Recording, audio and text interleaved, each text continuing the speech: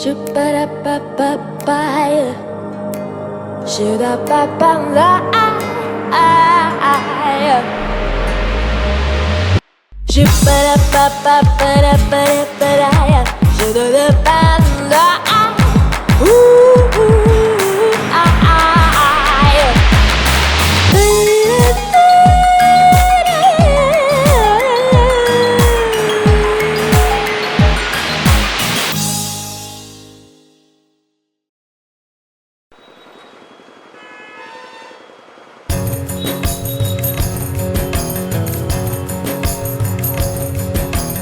Our 3-month journey began in Meghalaya, where the truck was bought and built.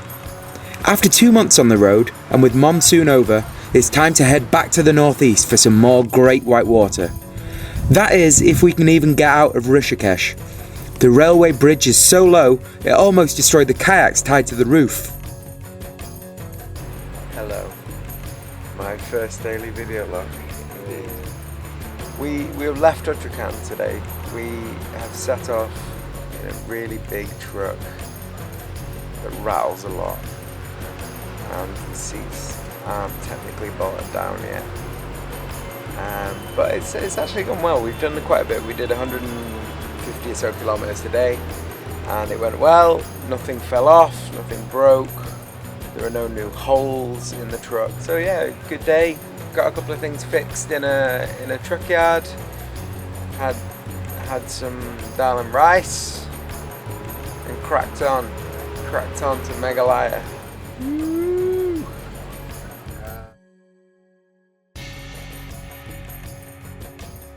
Our first night on the plains was definitely the worst. It was hot, and with no fans or AC, it was like sleeping in an oven. Not to mention the trucks honking through the night. Last but not least, millions of mosquitoes. Poor Jan got bitten all over, even through his sleeping bag. Have you seen my neck? I wonder if there's some blood left in me. Oh, the mosquitoes were like really awful. For his first week in India, this certainly was a baptism of fire. But he took it all in his stride, including the truck stop dal and roti. So today we set off from near Meerut, which is just east of Delhi, and we're hoping to finish up in at least in the neighbourhood of Lucknow today, which is about, I think, 400 kilometers, which is a reasonable day for the bus. You know, she's not built for speed, she's built for comfort and noise. How many more days on the road? If the wheels stay on, 3, 4, something like that. Well, fortunately the wheels did stay on, and I decided to give Banjop a break and take the wheel for a few hours.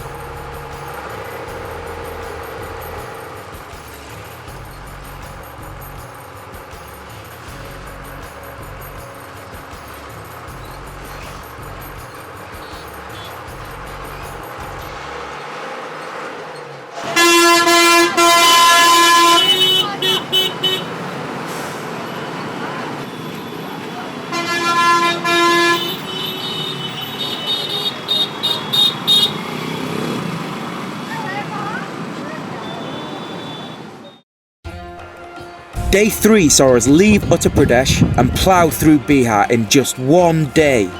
So we've been driving to a big road that we thought would take us the vast majority of the way. It's on the map, it's open, blah blah blah blah blah, but it just doesn't exist yet, it's not built yet. And so we've been sent hours, literally hours out of our way to get to a road that doesn't even exist. It is unbelievably frustrating. And I've driven across India several times now, I can't even count how many times this kind of thing has happened. Like how many bridges we've gotten to that haven't been built, how many motorways we've been wanting to get on that don't exist, or that just suddenly stop and with no explanation. Oh, I don't know. It'll be fine, we'll get around it, but it's just going to be a long way. The roads of India are under constant development, and this means that we spend a lot of our time sat in traffic. Fortunately, we could use the drone to see how long we still have to wait. Each state border crossing means a big queue, a long wait, and lots of questions. Fortunately, almost every border officer is pleased to see us. Do you think it would be okay to wait in the line like that because of the yellow board? No, I would not. I would drive past it at speed and ram whatever was in my way. That's really good that we've got white plates. It makes a lot of things a lot easier. And also it's ours as well, you know, it's not a commercial vehicle, it's ours, so that's why we've got it. For personal pleasure. So today we are in, I don't know where we are, we're in the middle of nowhere, just into Bihar. Definitely past Gorakhpur, which is really good. A, that means we get home earlier, and B, that means the truck can actually do that much in a day. I drove for about 7 hours, which is not my first time driving the truck, but my first time doing like a long, real drive in the truck. And you know what? It works. It works like a car, only kind of pulls to the right a bit and is really, really heavy and really long. I was completely shattered by the end of the day because it's kind of hard work as well. It's a lot more kind of manual than driving a car these days. With just 2 days left to go, we have another engine leak. With no mechanic available, the only option is to get our hands dirty. It's just finding that sweet spot between on the nut and on the rim.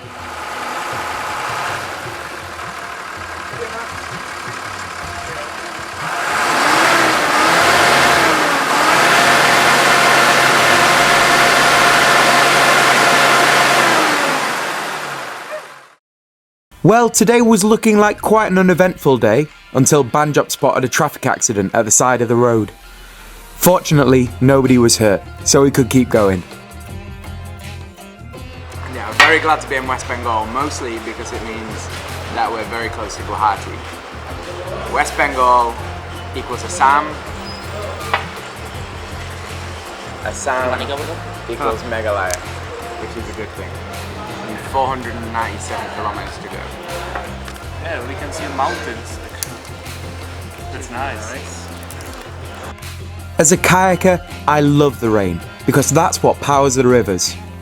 But not when we're driving a truck with no windows.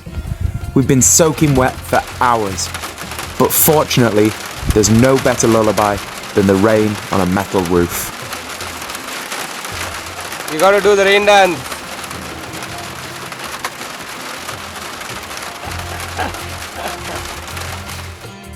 On our 5th day of driving, we finally entered Assam and found a local mechanic's yard to park the truck.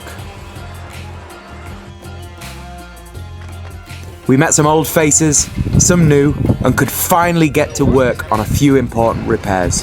After 2 bone-shattering months of driving around India, we're finally removing some of the springs to make the ride a bit nicer. When you sit in a bus in India, they bounce like this, and it's really actually quite nice because it means all the potholes you drive over don't break your back and also rip the bus apart. So it's a big moment for us. It's going to make it a lot more comfortable, a lot nicer, a lot more luxurious, should we say. In the next episode, Callum is back from the UK.